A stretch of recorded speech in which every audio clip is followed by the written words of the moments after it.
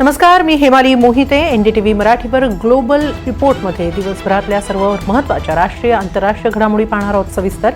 सुरुवात करूया अमेरिकेतल्या घडामोडीनं. सारं जग नववर्षाच्या स्वागतात गुंतलेलं असतानाच अमेरिकेसारख्या बलाढ्य देशात झालेल्या काही घटनांनी या आनंदाला गालबोट लागलंय.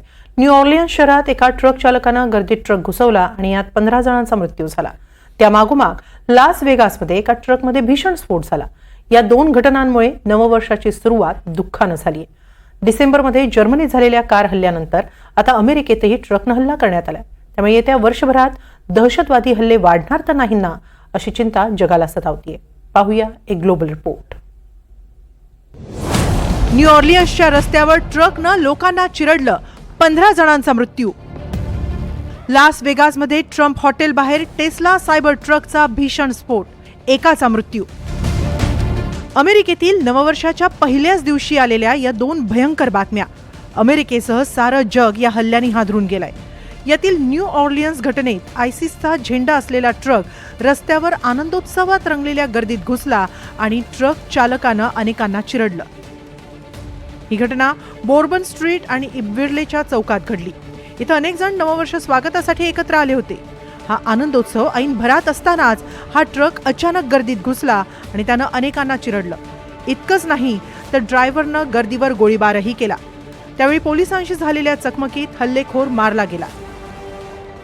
दरम्यान हा दहशतवादी हल्ला असल्याची माहिती अमेरिकेच्या तपास यंत्रणेनं अर्थात FBI दिली आहे. तर अमेरिकेचे मावळते राष्ट्राध्यक्ष जो बायडेन यांनी या घटनेचा तीव्र शब्दांत निषेध व्यक्त केलाय. नवनिर्वाचित अध्यक्ष डोनाल्ड ट्रम्प यांनी या घटनेला निर्वासित जबाबदार असल्याचं म्हटलंय. देशातील गुन्हेगारी वाढली आहे असा दावाही त्यांनी केलाय. अमेरिकेच्या न्यू ऑर्लियन्समध्ये एका ट्रकनं लोकांना चिरडलं. ही घटना बोर्बन स्ट्रीट आणि इब्विर्लेच्या चौकात घडली. ड्रायव्हरनं गर्दीवर गोळीबारही केला. पोलिसांसोबत आरोपीची चकमक झाली, त्यात तो मारला गेला. ट्रक गर्दीत घुसवल्यानं 15 जणांचा मृत्यू झाला तर 30 जण जखमी झाले. हल्लेखोराचं नाव शमसुद्दीन जब्बार आहे. त्याचं वय 42 वर्ष असल्याचं उघड झालंय.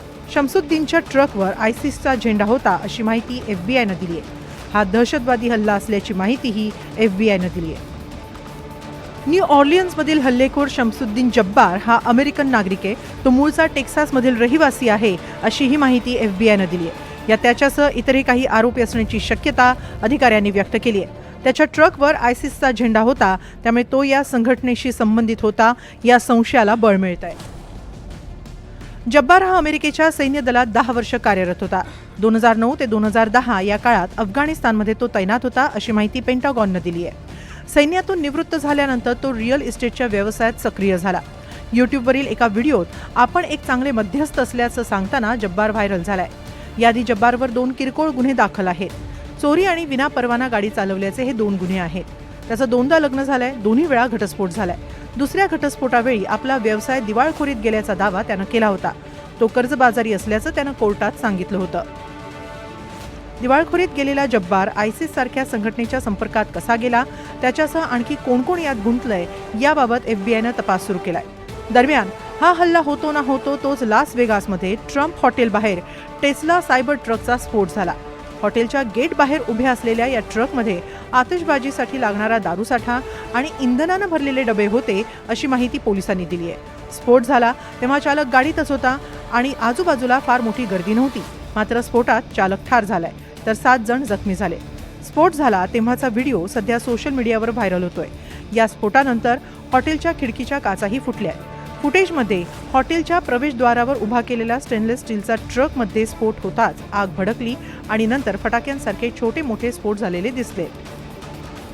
टेस्लाचे मालक एलॉन मस्क यांनी वाहन स्फोटाबाबत प्रतिक्रिया दिली आहे. आजपर्यंत आपण असं काही पाहिलं नाही असं त्यांनी म्हटलंय.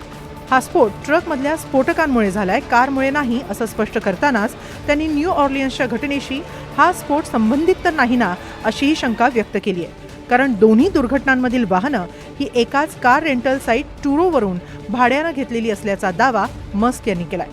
लास वेगास पोलिसांनी मात्र अद्याप या 2 दुर्घटनांचा काही संबंध असल्याच्या बातमीवर शिक्कामोर्तब केलेलं नाही. मात्र एका मागोमाग एक घडलेल्या या घटनांमुळे हा सिरियल हल्ला तर नाही ना अशी शंका निर्माण झाली आहे.